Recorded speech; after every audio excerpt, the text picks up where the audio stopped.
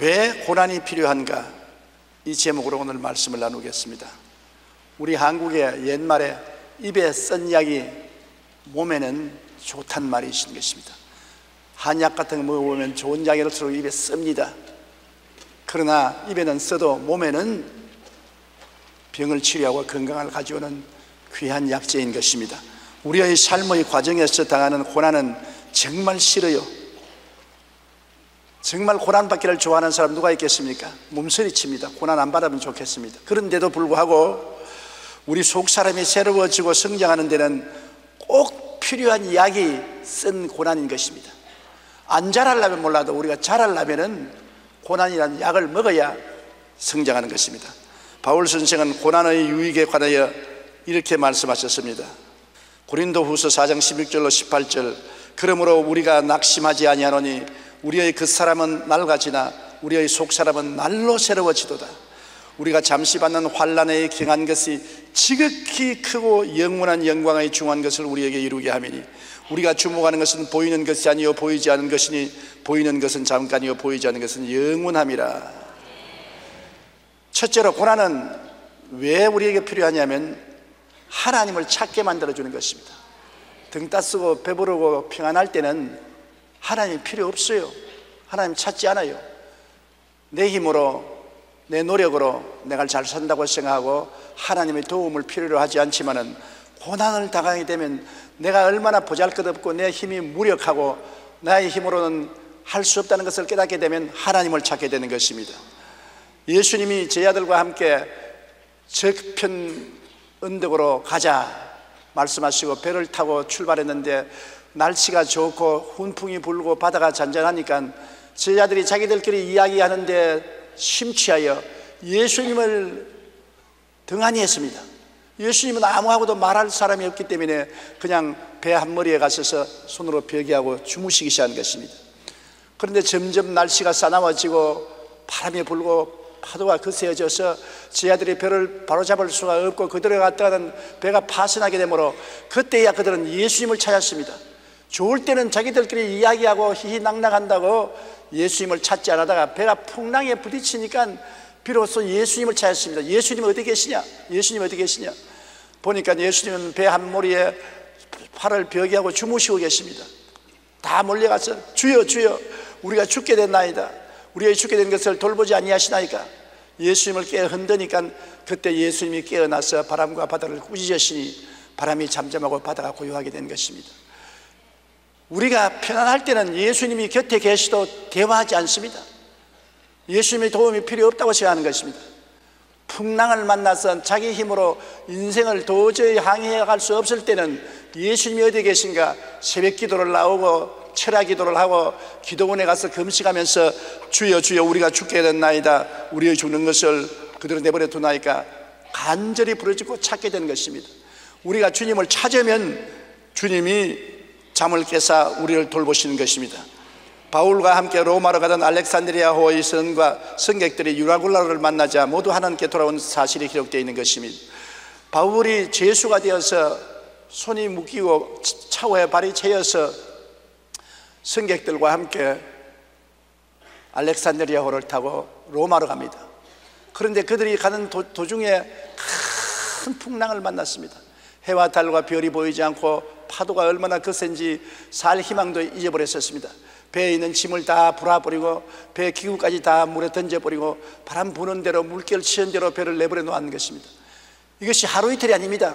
한 주일이 지나도 풍랑이 끝나지 아니하고 두 주일이 지나도 풍랑이 끝날 것 같지 않습니다. 열나흘째 될 때 비로소 하나님께서 바울 선생에게 계시하여 주셨습니다. 바울아 두려워하지 말라. 내가 가이사 앞에 서야 하겠고 또 하나님께서 너와 함께 항해하는 자를 다 내게 주셨다 하였으니 그러므로 여러분이 안심하라. 나는 내게 말씀하신 그대로 되리라. 하나님을 믿노라. 그 풍랑 가운데 아무것도 의지할 수가 없습니다. 이제는 죄수 바울이 그 배의 선장보다 더 낮게 존경을 받습니다. 군인들도 선원들도 승객들도 하나님과 교통하는 바울의 입만 바라봅니다. 바울이 그들에게 하나님을 의지하라고 전도하고 예수님이 여러분을 구원하신다고 말해 주었을 것입니다. 그런데 바울이 그들 가운데서 여러분이여 이제 평안하고 안심하라. 배에는 아무 사고가 없고 이게 탄 276명을 다 내게 주셨다고 하셨으니 여러분 중에 한 사람도 죽는 사람이 없을 것이다. 그리고 안심을 시키는 것입니다. 그 배에 탄 군인들과 승객들이 풍랑이 일어나지 않을 때는 바울을 완전히 죄수로 느끼고 눈여겨 보지도 않았습니다만 풍랑을 만나니까 예수님을 믿고 하나님과 동행하는 바울에게 목숨을 걸고 기대한 것입니다. 그리고 그 풍랑에 바울의 전도를 받아서 276명이 고스란히 예수를 믿게 된 것입니다. 몸은 풍랑으로 고통을 당하고 화물은 다 잊어버렸지만 영원한 영혼이 풍랑을 통해서 하나님을 찾게 된 것입니다. 풍랑을 안 만났더라면 그 배에 탄 276명이 예수를 믿을 리가 만무한 것입니다. 그러나 풍랑이 그들로 하여금 하나님을 찾게 만들어 주신 것입니다. 미국과 한국뿐 아니라 전 세계가 경제적인 부흥을 갖고 귀노래를 부르면서 하나님은 잊어버리고 육신의 정욕, 안목의 정욕, 이 세상 자랑을 쫓아 이리 모이고 저리 모이고 떠돌아다녔습니다. 주님께서 우리를 위해서 십자가에 못 박에 몸짓고 피를 흘려 우리를 구원해 주셨구만. 세상의 물질과 쾌락에 취한 사람들이 주님의 부르심을 듣지 아니하고 귀를 막고 세상을 향해서 나갔습니다. 그래서 하나님이 세계적인 경제 위기를 보낸 것입니다. 이것이 경제적인 풍랑인 것입니다. 온 세계 풍랑이 대장한 것입니다. 중소기업이 무너지고 대기업도 감원을 하고 조그마한 점포를 하는 사람들은 문을 닫고 직장을 잃고 월급을 받지 못하고 어려움이 태산같이 쌓여오는 것입니다. 왜? 하나님을 잊어버렸으니까 당연히 당할 절망인 것입니다. 제자들이 예수님을 주무시게 하고 나자 풍랑이 온 것처럼 오늘날 이 세계는 경제적인 부흥을 구가하며 주님을 잊어버렸기 때문에 큰 풍랑이 다가온 것입니다. 이제 이 세상의 풍랑에서 살아날 길은 주님을 깨우시는 도리밖에 없는 것입니다. 주여 주여 우리가 죽게 됐나이다, 우리를 살려주셔서 주님을 깨우쳐야 되는 것입니다. 호세아 5장 15절로 6장 1절에 보면 그들이 그 죄를 뉘우치고 내 얼굴을 구하기까지 내가 내 곳으로 돌아가리라. 그들이 고난받을 때 나를 간절히 구하리라. 오라 우리가 야훼께로 돌아가자. 야훼께서 우리를 찢으셨으나 도로 낫게 하실 것이요 우리를 치셨으나 싸매어 주실 것임이라. 여기 보십시오. 하나님이 우리가 죄를 뉘우치고 주님을 구하기까지 하나님은 보좌에 앉아서 얼굴을 가려버리고 말겠다는 것입니다. 그러나 고난받을 때 하나님을 간절히 찾고 구할 것이니 그때 주님께서 돌봐줄 것이라는 것입니다. 하나님께서 우리를 찢었으나 도로 낫게 하실 것이요 우리를 치셨으나 싸매어 주실 것입니다. 우리를 주님께서 찢으시는 것은 회개하게 위한 것이요 치시는 것은 주님께로 돌아오게 하기 위해서 그렇게 한 것입니다. 그러므로 오늘날 우리가 당하는 이 환난과 고난이 우리로 하여금 하나님을 찾게 만드는 기회라는 것을 알아야 되는 것입니다. 옛날에 하나님을 멀리하던 사람들이 경제적인 풍랑을 만나서 큰 고난을 당하며 사람 힘으로 해결하지 못하니까 천지와 만물을 지으신 하나님께로 돌아오는 것입니다. 저는 돌이켜보면 17살 때 폐병이 안 들렸으면 하나님과는 영영 거리가 멀었을 것입니다. 우리 집안은 예수 믿는 집안이 아니었습니다. 조상 대대로 불교를 믿고 불교에 심취한 집안인 것입니다. 그러나 제가 6.25 때 폐병에 걸려 피를 토하고 죽어가면서도 치료받을 약도 없고 병원에 입원할 처지도 못 되고 냉방에 들어 누워서 죽게 되니까 의지할 곳이 하나님밖에 없습니다. 그래서 저는 하나님 교회에 나가 본 적도 없고 설교를 들어본 적도 없지만은 하나님은 알고 있으니까 천지를 지으신 하나님이 계시면 나를 살려주십시오. 그러면 내 평생 주님께 일생을 바쳐서 하나님을 섬기겠습니다. 그렇게 하나님을 찾은 것이 전도자가 우리 집에 와서 예수를 전도하셔서 예수를 믿게 되고 구원을 받고 그리고 하나님이 나를 고쳐주시고 주의 종이 되어서 50년을 하나님을 섬길 수 있게 된 것입니다. 그러므로 고난은 그 당시에 쓰디 쓴 고난이지만은 제가 일생을 돌아볼 때 내 일생에 제일 큰 축복이 폐병 걸린 축복인 것입니다. 내가 폐병 걸린 덕분에 아버지 어머님도 예수 믿고 구원받고 형제들이 다 예수 믿고 구원받게 되고 일가 친척들이 예수 믿고 구원받게 되었으니 하나의 씨가 땅에 떨어져 많은 열매를 맺는 것처럼 한 사람이 예수 믿으니까 온 집안이 다 예수 믿게 된 것입니다. 그러므로 고난이 그 당시에는 굉장히 괴롭고 씁쓸해 보이나 시간이 지나고 하나님을 찾게 되면 고난은 거대한 영광으로 변화되게 되는 것입니다. 시편 34편 17로 19절에 의인이 부르짖음에 야훼께서 들으시고 그들의 모든 환난에서 건지셨도다. 야훼는 마음이 상한 자를 가까이 하시고 충심으로 통회하는 자를 구원하시는도다. 의인은 고난이 많으나 야훼께서 그 모든 고난에서 건지시는도다. 한두 고난에서만 건지는 것이 아니라 모든 고난에서 건진다고 말한 것입니다. 그러므로 지금 여러분에게 크고 작은 고난이 다가오면 여러분 예수 믿는 의인이기 때문에 하나님이 결국에 여러분을 건지시는 것입니다. 그러나 이 고난을 통해서 여러분이 하나님을 등한히 했던 것을 회개하고 깨닫고 깨어져서 하나님 앞에 나와야 되는 것입니다. 그러면 하나님께서 그 보좌에서 손을 내밀어 여러분을 붙들어 주시고 고난이 변하여 영광이 되게 만들어주는 것입니다. 성경에는 환난 날에 내가 저와 같이 하여 저를 건지고 영화롭게 하리라. 환난에서 그냥 건져주는 것이 아니라 건지고 난 다음에 환난만큼 영광스러움을 허락해 주시겠다는 것입니다. 둘째로 고난은 회개와 변화를 가져오는 것입니다.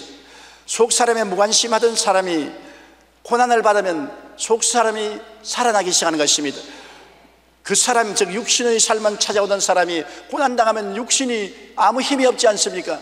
육신의 힘으로 인간의 삶의 문제를 해결하지 못하고 무력함을 깨닫게 되면 그 다음에는 속사람이 일어나서 하나님을 찾기 시작하는 것입니다. 속사람, 즉 영혼의 사람을 간절히 찾게 되는 것입니다. 고린도후서 4장 11절에 그러므로 우리가 낙심하지 않으니 우리 그 사람은 낡아지나 우리 속사람은 날로 새로워지도다. 그 사람이 낡아져야 속이 새로워지거든요. 그 사람이 건강하고 부귀와 영화와 공명을 다 누릴 때는 속사람이 있는지 없는지 관심도 없습니다. 속이 살든지 죽든지 그 사람만 잘 먹고 잘 입고 잘 살면 된다고 쾌락에 빠져서 사는 것입니다. 육신의 정욕을 따라 살고 안목의 정욕을 따라서 살고 이 세상의 자랑을 따라 사는 것입니다. 그러나 고난이 다가오면 육신이 쇠하여지는 것입니다. 병들면 건강이 쇠하여지는 것처럼, 가난하게 되면 먹을 것이 없어 육신이 쇠하여지는 것처럼, 고난을 당하면 가정생활이 쇠하여지는 것처럼 눈에 보고 귀로 듣고 냄새 맡고 맛보고 만지는 내 현실 환경이 어려워지는 것입니다. 육신이 의탁할 곳이 없이 쇠약해지는 것입니다. 그렇게 되면 속사람이 꿈틀거리고 살아 일어나는 것입니다.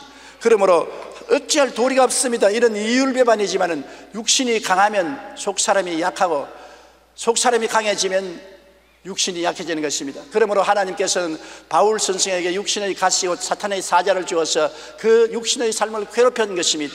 바울이 3번이나 그 육신의 가시를 옮겨달라고 하니까 하나님께서 말씀하시기를 바울아 내가 약할 때 내가 강하다고 말하는 것입니다. 그러므로 바울은 오히려 자기 약한 것을 자랑하노니 하나님의 능력이 자기와 함께 하려 함이라고 하는 것입니다. 우리가 약해질 때 속사람이 강해집니다. 약해질 때 우리가 성경을 읽게 되고, 약해질 때 주님께 기도하게 되고, 약해질 때 열심히 교회에 나오게 되는 것입니다. 강할 때는 교회에 나오지 않고 친구들하고 놀러가고 술집에 나가고 혹은 쇼핑을 가고 영화관에 가고 노래방에 가고 그러다가 고난되면 술집도 쇼핑도 노래방도 다 눈에 들어오지 않습니다. 육체가 고난당해서 가시에 찔리고 약해지면 하나님을 찾아 나가게 되는 것입니다. 선부여 접수서 손들고 옵니다. 주 나를 박대하시면 내 어디 가리 가는 간절한 회개를 하게 되는 것입니다. 세상과 정욕을 쫓아가던 사람이 회개하고 하나님의 뜻을 찾는 데는 고난밖에 더 좋은 일이 없습니다. 고난이 없을 때는 하나님의 뜻을 찾지 않고 자기 뜻대로 사는 것입니다. 하나님이여 내 뜻대로 해 주시옵소서. 내가 가고 싶은 대로 따라오시고 오고 싶은 대로 따라오소서. 그러다가 고난이 다가오면 아버지여 내 뜻대로 마옵시고 주의 뜻대로 하여 주시옵소서. 살든지 죽든지 흥하든지 망하든지 성하든지 쇠하든지 주님을 앙망하오니 주여 주님 뜻대로 나를 이끌어달라는 기도를 하게 되는 것입니다.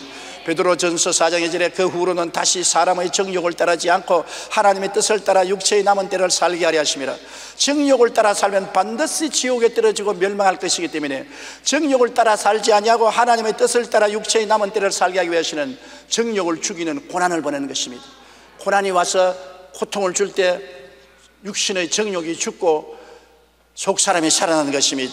고린도후서 4장 17절의 말씀처럼 우리가 잠시 받는 환난에 경한 것이, 환난은 경하게 받는데 지극히 크고 영원한 영광에 중한 것을 우리에게 이루한다. 겨자씨만한 고난이 산만한 영광을 갖다 준다는 것입니다. 우리가 지금 이 세상에 당하는 겨자씨만한 고난이라고 생각하지만은 그것이 가져오는 영광은 지극히 크고 영원한 영광의 중한 것을 우리가 이루어지는 것이니 얼마나 놀랍습니까? 보이는 세계만 쫓던 삶이 보이지 않는 영원한 세계를 찾게 되는 것은 바로 고난의 역사로서 그렇게 되는 것입니다. 이렇기 때문에 고난은 우리를 영광을 이루게 하는 씨앗이 된다는 것을 알아야 되는 것입니다. 우리가 불평하고 원망하고 탄식합니다.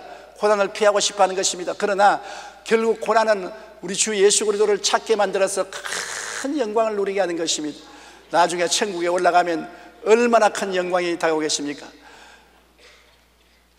한 선교사가 부부가 아프리카에서 평생을 선교사 생활을 하다가 낡은 가방 하나 들고서 남편과 아내가 태평양을 배를 타고 건너오는데 뉴욕 항구에 사람들이 줄을 서 있고 저 성악악대들이 와서 방파레를 부르고 야단입니다. 야, 우리 아프리카에서 오래 있다가 오니까 환영하는구나 하고서 내려보니 아무도 자기들에게는 관심이 없습니다. 누구에게 그렇게 하느냐?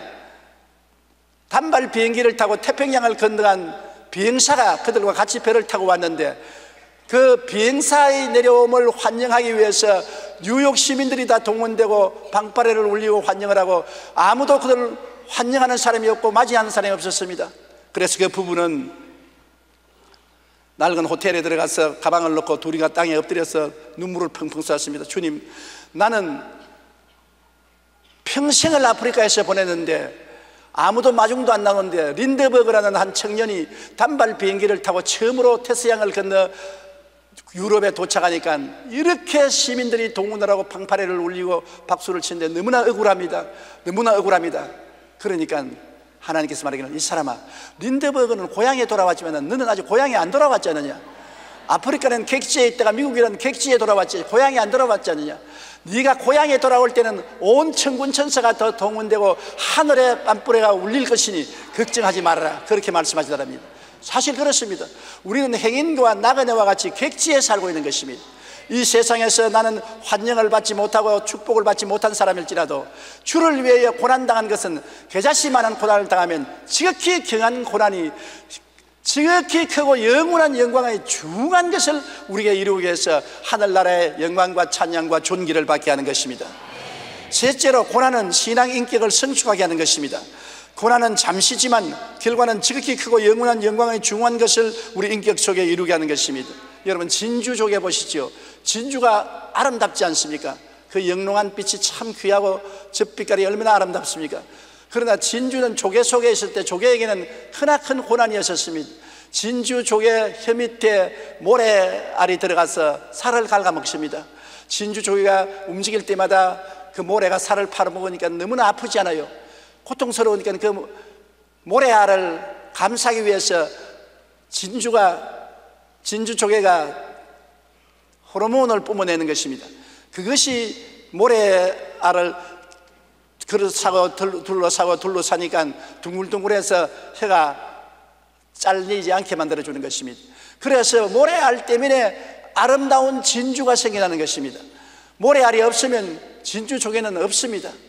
오늘날 인공으로 진주 만드는 것도 진주 조개를 인공으로 키워서 핀셋으로 모래알 같은 고통스러운 것을 혀에다가 넣어주어서 조개가 진주를 만들게 만들어주는 것입니다.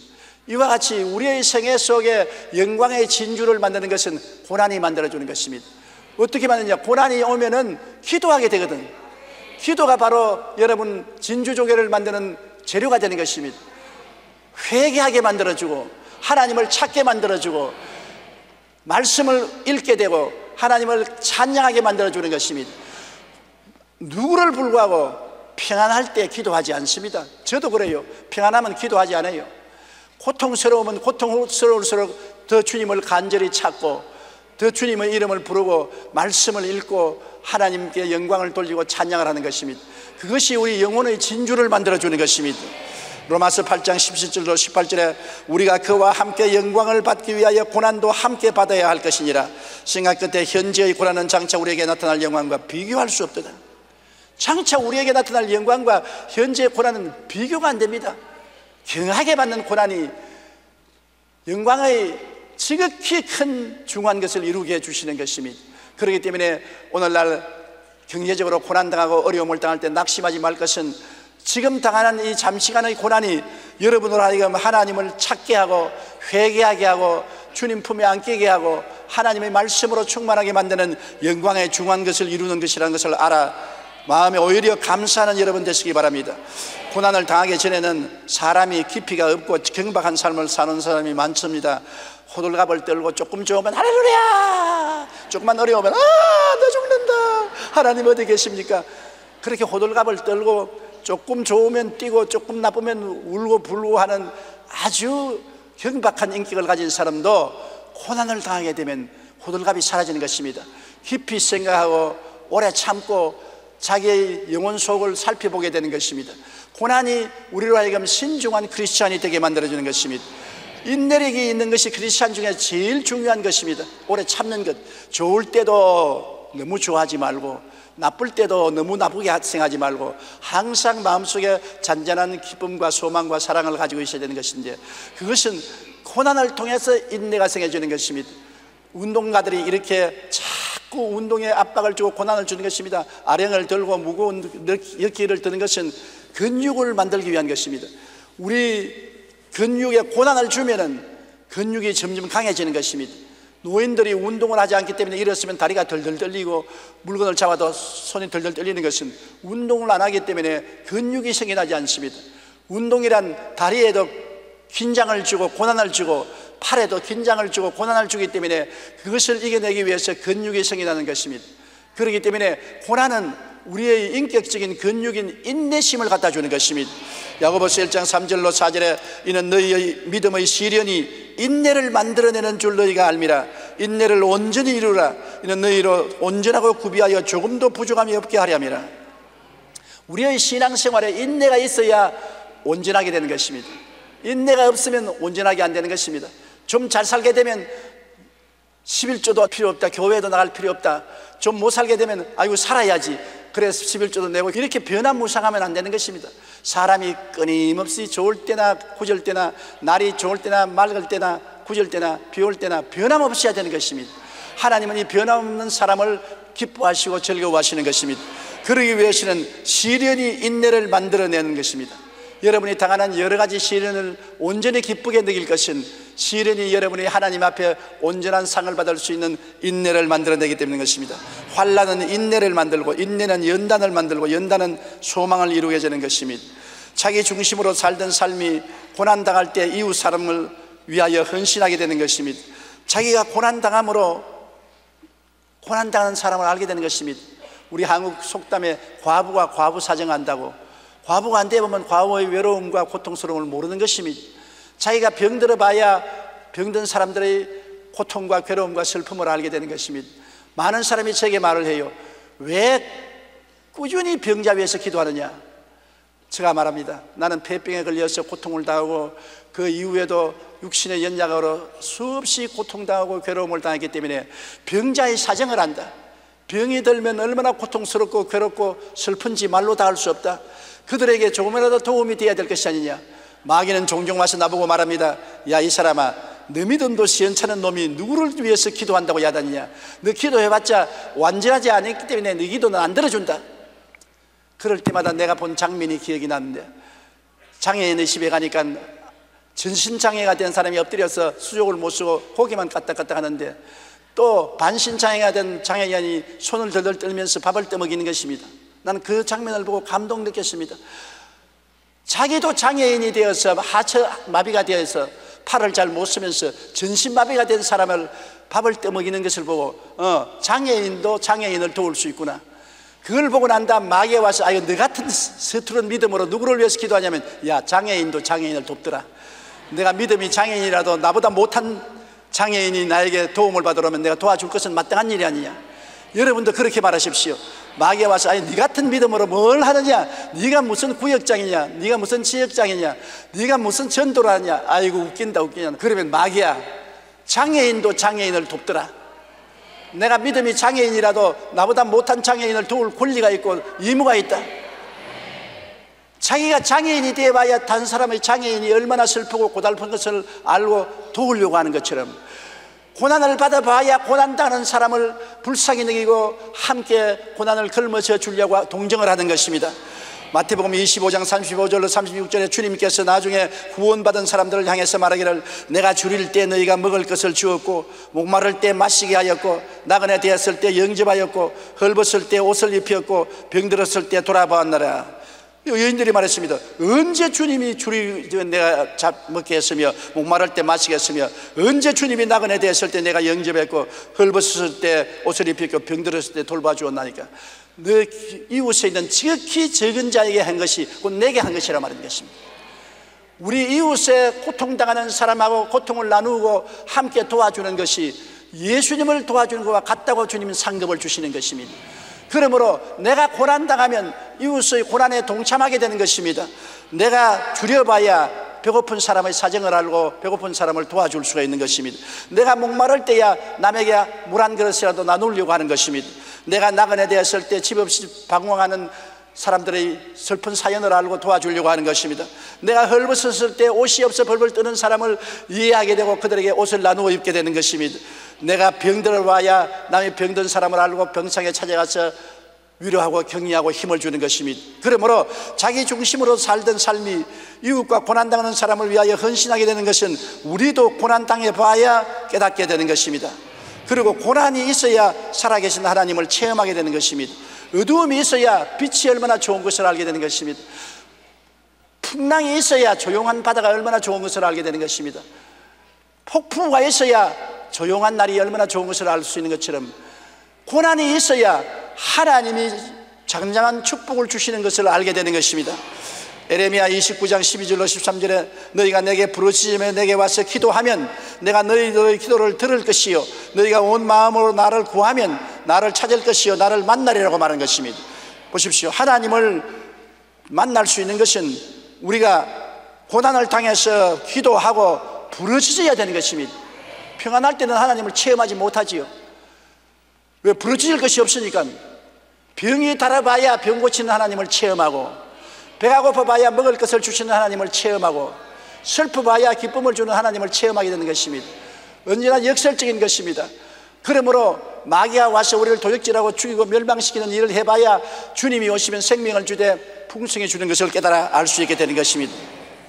살아계신 하나님을 체험하기 위해서는 많은 시험과 환난을 통해야 되는 것입니다. 주의 종이 되기 위해서는 많은 시련과 환난을 하나님이 통하게 하는 것입니다. 그래서 살아계신 하나님을 여러 면에서 체험하고 난 다음에 체험에 입각한 확실한 신념을 가지고 복음을 전하라고 말씀하시는 것입니다.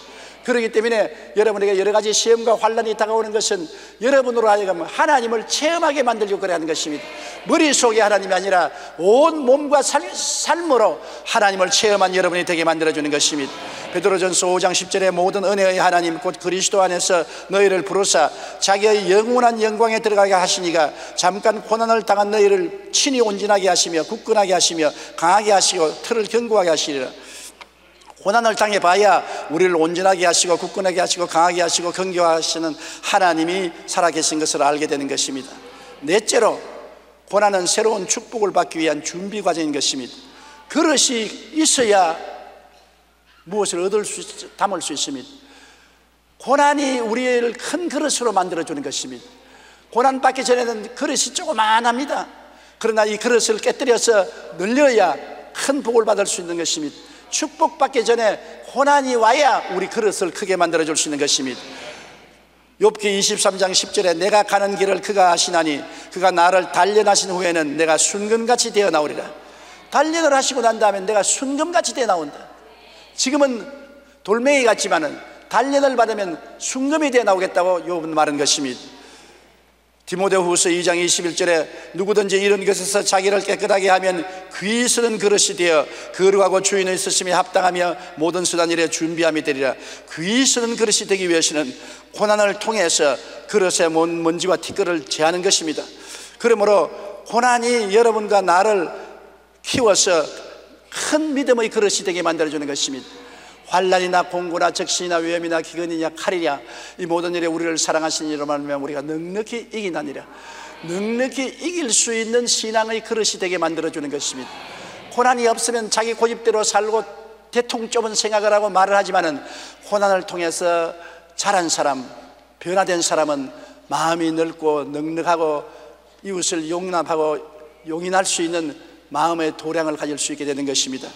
그리고 고난을 통해서 하나님은 축복을 받을 때 축복이 귀한 것을 알고 올바르게 쓰도록 하는 것입니다. 고생을 많이 하고 돈을 번 사람은 돈 벌 줄 알아도 쓸 줄은 몰라요. 아까워서. 고생을 하고 돈을 번 사람이 전략할 줄 아는데, 부모에게 큰 상속을 받아서 어릴 때부터 조금 더 고생 안 하고 돈을 버는 사람은 돈의 귀한 것을 모릅니다. 돈을 허당방탕하게 쓰고 나중에 빈손 들게 될 일이 많은 것입니다. 고난이 자기가 가지고 있는 은총과 축복을 고맙게 생각하도록 만들어주는 것입니다. 신명기 8장 15절로 16절 우리가 다 같이 읽어보십시다. 너를 인도하여 그 광대하고 위험한 광야 곧 불뱀과 정갈이 있고 물이 없는 간주한 땅을 지나게 하셨으며, 또 너를 위하여 단단한 반석에서 물을 내셨으며, 내 조상들도 알지 못하는 만나를 광야에서 내게 먹이셨나니 이는 다 너희를 낮추시며 너를 시험하사 마침내 내게 복을 주려 하심이니라. 고난의 끝은 하나님의 축복인 것입니다. 시험과 환난과 고난을 당하게 한 것은 하나님께서 우리를 낮추시고 시험하사 마침내 복을 주려고 그렇게 하시는 것입니다. 하나님은 화를 주려고 여러분에게 고난을 주는 것은 아닙니다. 여러분의 그릇을 키우고 겸손하게 만들고 하나님의 축복이 귀한 것을 깨달아 알도록 만들어 놓고 난 다음 마침내 하나님은 여러분에게 복을 주시는 것입니다. 그러므로 고난을 당할 때 하늘을 바라보고 복을 주시기를 원하시는 하나님을 기대해야 되는 것입니다. 고난받기 전에는 하나님을 두려워 안 하다가 고난을 받으면 하나님을 두려워하게 되는 것입니다. 어린애들을 너무 우야우야하면 할아버지 수염도 뽑아간다는 말이 있는 것입니다. 음할 때는 음하게 해야 질서가 서지요. 너무 좋게만 하면 안 되는 것입니다. 부모가 자녀 교육하는 것도 무엇이든지 자녀 원하는 대로 하면은 자녀를 망나니로 만들게 되는 것입니다. 사랑할 때는 뜨겁게 사랑하지만은 잘못했을 때는 음하게 종아리도 때리고 꾸짖어야 되는 것입니다. 부모를 사랑하고 공경할 줄 알아야 되는 것입니다. 두려워할 줄 알아야 되는 것입니다. 시편 119편 67절 다 같이 읽어보십시다. 고난 당하기 전에는 내가 그릇 행하였더니 이제 주의 말씀을 지키나이다. 보십시오. 고난 당하기 전에는 내 마음대로 살았어요. 그릇 행하였어요. 방종했어요. 그러나 고난 당하고 난 다음에는 아이고 두렵다, 또 얻어맞을라, 정신을 차리고 주의 법을 지킨다는 것입니다. 그러므로 고난 당하는 것이 유익입니다. 시편 119편 71절도 다 같이 읽어보십시다. 고난 당하는 것이 내게 유익이라 이로 말미암아 내가 주의 율례들을 배우게 되었나이다.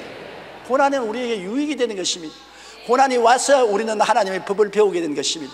하나님을 존경하게 되고 하나님을 감사하게 되고 하나님의 은총을 귀하게 생각하게 되는 것입니다. 고난은 우리에게 훌륭한 교육을 주기 위해서 우리에게 오는 것입니다. 고난받기를 좋아하는 사람은 없어요. 제가 이 설교를 하지만은 솔직히 고난 안 받으면 좋겠습니다. 아무도 고난받기를 원치 않습니다. 그러나 하나님은 우리의 좋은 아버지신 것입니다. 영원한 영광을 주기를 원하시는 하나님인 것입니다. 하늘나라에서 더 큰 영광을 얻기 위해서는 우리를 변화시켜야 되는 것입니다. 고난을 사용하지 않고는 변화가 안 되는 것입니다. 천국에 올라간다고 다 좋은 데 올라가는 건 아닙니다. 천국에도 여러분 주님께 가까이 있고 멀리 있는 등거리가 있는 것입니다. 주님께 더 가까이 가서 더 큰 영광을 누리기 하나님은 원하시기 때문에 고난을 통해서 우리를 교육시키고 단련시키고 변화시키는 것입니다. 하나님께서는 우리를 하나님이 원하시는 사람으로 만드시기 위해서는 반드시 물과 불을 통하게 하십니다. 명품의 그릇은 수천 도의 가마에서 구워야 만들어지는 것입니다. 고난과 환난의 불가마를 통하지 않고는 하나님이 귀히 쓰는 그릇이 되지 않는 것입니다. 우리가 사용하는 질그릇도 좋은 질그릇은 큰 불가마에 구워야 되는 것처럼 고난의 가마에 굽지 않고 우리가 하나님이 쓰는 아름다운 그릇이 될 수가 없습니다. 마르틴 루터 종교개혁가는 고난은 축복을 갖다 주는 지름길이라고 말한 것입니다. 축복을 갖다 주는 지름길이다. 일본의 유명한 크리스천인 하천 부모는 하나님 앞에 진실되게 살려고 하는 이는 고통을 보석으로 삼는다. 진실로 살려고 하는 사람은 고통의 나쁜 쓰레기로 생각하지 않고 보석으로 삼는다고 말한 것입니다. 시세르라는 고대 로마의 정치가는 고난이 크면 클수록 영광도 크다고 말한 것입니다. 우리가 고난당하면 하나님은 고난과 동등 이상의 축복을 주시는 것입니다. 미국의 신학자 비처는 고난은 하나님의 심부름이다. 어려움이 우리에게 찾아왔을 때 우리는 그것을 하나님으로부터 온 선물로서 하나님의 신임의 증거라고 간주해야 된다. 하나님이 나를 사랑하고 신임하기 때문에 어려움을 주어서 나를 더 빛나게 만들어 주시려고 한다는 것입니다. 고난이 다가올 때 우리는 중도에서 믿음을 포기하고 낙심하고 뒤로 물러가고 원망하고 탄식하고 깨져서는 안 됩니다. 끝까지 주님을 바라보고 영광의 귀한 것이 다가올 것을 기대하고 믿음으로 견뎌야 되는 것입니다. 하루도 견디고 이틀도 견디고 사흘도 견뎌야 되는 것입니다. 아브라함을 닮아야 되는 것입니다. 85세에 아들 달라고 기도하는데 하나님이 아들을 주겠다고 하시는데 아들을 주신 것이 아니라 무려 15년 동안 고난만 당하신 것입니다. 85세에 주겠다는 아들을 90세에도 안 주고 95세에도 안 주고 100살이 되어서 이제 희망이 없을 때 그때 하나님이 아브라함에게 사라를 통해서 아들을 주신 이삭인 것입니다. 하나님이 시간이 오래 걸리면 더 큰 복을 주시기 위해서 준비하는 것입니다. 조그만 고난에 제깍 응답이 오면은 그것은 선물도 적은 선물인 것입니다. 흠직한 선물을 주려면은 고난이 오래 끌고 지긋지긋하고 몸서리가 난다고 할 정도로 하나님이 우리를 연단하셔서 아주 즐기고 건강하고 튼튼한 신앙의 인격을 만들어서 우리에게 복을 주시는 것입니다. 그러므로 여러분, 우리 세계뿐 아니라 우리 한국에 오늘날 경제적인 큰 유라굴로의 풍랑이 다가와서 개인 가게나 생활이 굉장히 어렵습니다. 이 어려움을 통해서 하나님은 우리가 하나님을 찾기를 기대하고 있는 것입니다. 돌이켜 하나님을 찾고 우리 죄를 회개하고 주님을 마음속에 받아들이며 우리 인격이 변화되어 내 중심에서 하나님 중심이 되고 하나님의 영광을 위해서 사는 우리들이 되기를 원하시는 것입니다. 이 기간을 우리가 인내와 믿음으로 견뎌내면 다음에는 이 환난과 고난 이상 큰 축복이 우리 개인, 가정, 생활, 자녀, 사회, 국가에 다가오게 되는 것입니다.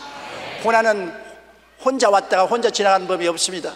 하나님을 믿는 사람에게는 고난은 축복을 등에 걸머쥐고 와서 먼저 들어오나 나중에는 축복을 불어넣고 나가는 것입니다. 그러므로 고난받는 사람은 오히려 고난을 기쁘게 느끼고 환영하시기 바랍니다. 원망, 불평, 탄식하지 말게 되시기를 주의 이름으로 축원합니다. 우리 기도드리겠습니다. 전능하신 우리 아버지 하나님, 우리가 이 땅에 사는 동안에 하나님께서 여러 가지 고난을 보내는 것은 우리를 변화시키게 하나님 백성으로 훌륭한 인격자가 되기 위해서 돌보신다는 것을 알고 깨달았습니다. 하나님 아버지여, 고난이 좋은 사람은 아무도 없습니다. 그러나 진리를 깨달은 사람은 고난이 자기를 죽이러 온 것이 아니라 자기를 변화시켜서 하나님의 영광의 중요한 것을 이루려고 왔다는 것을 알고 고난을 쫓아내지 말고 받아들여서 변화시키게 도와주시옵소서. 하나님의 기적이 고난을 참는 모든 성도들에게 나타날 것을 믿게 하여 주시옵소서. 예수님 이름으로 기도드립니다. 아멘.